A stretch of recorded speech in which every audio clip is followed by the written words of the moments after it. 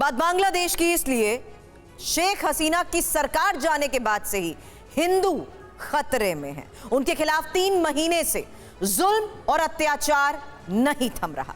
कट्टरपंथियों की बैसाखी पर चल रही यूनुस सरकार अल्पसंख्यकों की सुरक्षा में पूरी तरह फेल रही है।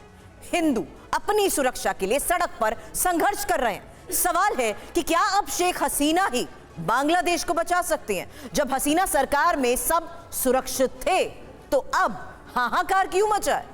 क्या यूनुस सरकार की गद्दी जाने वाली है? ये सवाल क्यों उठ रहे हैं, इस रिपोर्ट से समझिए।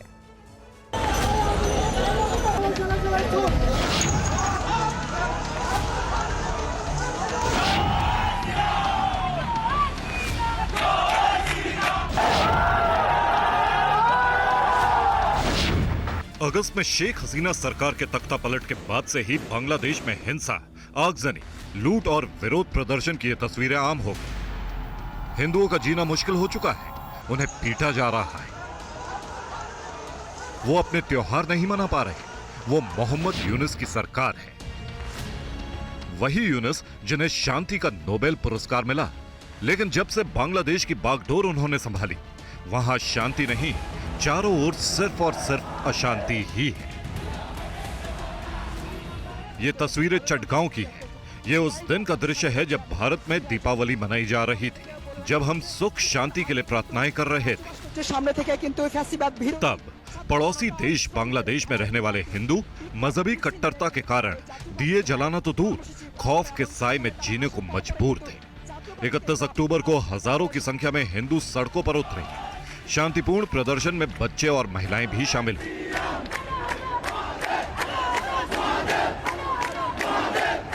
इन नारों में हिंदू सुरक्षा की गहरी चिंता छिपी है।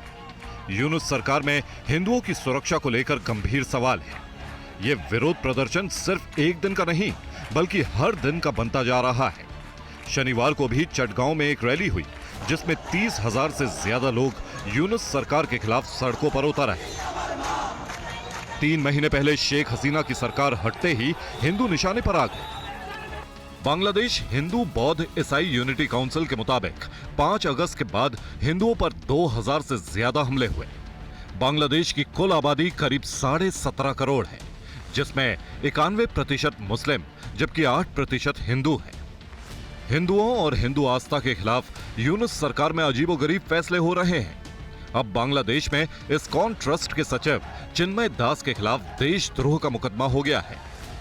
चिन्मय दास के अलावा 19 लोगों पर यही आरोप लगाए गए हैं। इन लोगों पर 25 अक्टूबर को हुई रैली में बांग्लादेश के राष्ट्रीय ध्वज के अपमान का इल्जाम है। बांग्लादेश में देशद्रोह की सजा उम्र कैद या फांसी है। चिन्मय दास ने बाद में इस मामले की पूरी सच्चाई बताई। दरअसल चिन्मय दास बांग्लादेश में वो चेहरा है जिन्होंने लाखों हिंदुओं को एकजुट कर दिया। वो 3 महीने से लगातार हिंदुओं की सुरक्षा और हिंसा के खिलाफ आवाज उठा रहे हैं, जिसे देखकर अंतरिम सरकार के हाथ पांव कांप रहे हैं। अब यूनुस सरकार कट्टरपंथियों के दबाव में आकर इन्हें फंसाने की कोशिश कर रही है। इसी के विरोध में अल्पसंख्यक हिंदू प्रदर्शन करने को मजबूर हैं। वो मुकदमा वापस लेने की मांग कर रहे हैं। हिंदुओं के खिलाफ इस अत्याचार की गूंज अमेरिका तक पहुंच गई है। रिपब्लिकन पार्टी के राष्ट्रपति पद के उम्मीदवार डोनाल्ड ट्रंप ने इसे चुनावी मुद्दा बना लिया है। उन्होंने सोशल मीडिया पर पोस्ट लिखी कि मैं बांग्लादेश में हिंदुओं, ईसाइयों और अन्य अल्पसंख्यकों के खिलाफ बर्बर हिंसा की कड़ी निंदा करता हूं, जिन पर बांग्लादेश में भीड़ हमले कर रही है और लूटपाट की जा रही है, और जिस कारण वहां पर पूरी तरह से अराजकता की स्थिति बन गई है। बांग्लादेश में टारगेट पर सिर्फ हिंदू नहीं है, बल्कि शेख हसीना के समर्थक भी हिंसा के शिकार हो रहे हैं। ये वायरल वीडियोस भी मोहम्मद यूनुस सरकार के शांति दूत वाले चरित्र पर बदनुमा दाग की तरह है। 31 अक्टूबर को ढाका में सैकड़ों की संख्या में उपद्रवी पेट्रोल बम, लाठी डंडे लेकर जातीय पार्टी के दफ्तर पहुंच गए। वहां आगजनी की, तोड़फोड़ की, मजहबी नारे लगाए।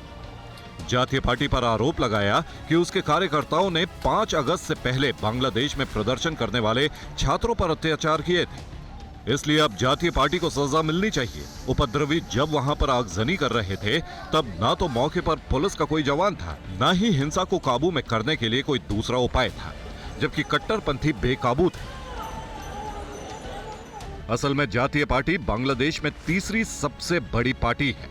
जो तख्ता पलट से पहले शेख हसीना के नेतृत्व वाली अवामी लीग के साथ गठबंधन में शामिल थी। जानकार मानते हैं कि कट्टरपंथियों ने अब जातीय पार्टी को इस बात की सजा दी है।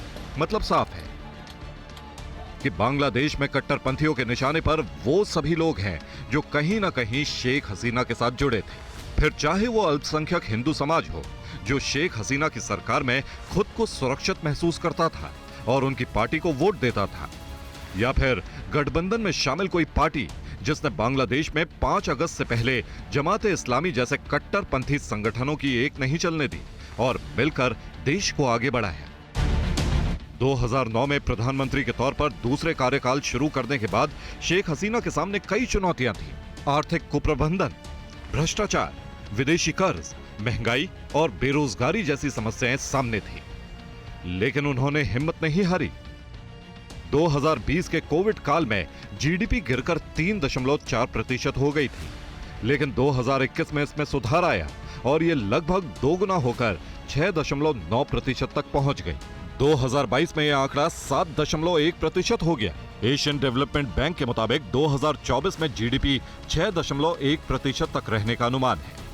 गरीबी के मोर्चे पर भी हसीना सरकार ने उपलब्धि हासिल की। वर्ल्ड बैंक के मुताबिक 2010 में गरीबी 11.8% थी, जो 2022 में घटकर 5% तक पहुंच गई। ये आंकड़े इस बात की गवाही दे रहे हैं कि अपने कुशल और कूटनीतिक प्रबंधन से शेख हसीना ने बांग्लादेश को प्रगति के पथ पर आगे बढ़ाया। लेकिन 5 अगस्त को जो हुआ उसने बांग्लादेश को फिर दशकों पीछे धकेल दिया।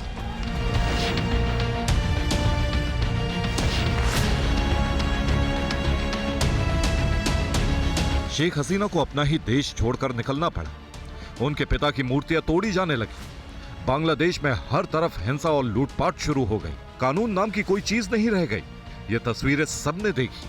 फिर नोबेल विजेता मोहम्मद यूनुस की सरकार बनी तो लगा कि कुछ हालात सुधरेंगे, लेकिन हुआ उल्टा। हिंदुओं के साथ बांग्लादेश का विकास भी ध्वस्त होने लगा। एक बात स्पष्ट है कि इन कट्टरपंथियों को हिंदुओं को टारगेट करने के लिए शासन प्रशासन से खुली छूट मिली हुई है। हिंदुओं की सुरक्षा का दावा करने वाले मोहम्मद यूनुस के सभी वादे खोखले हैं।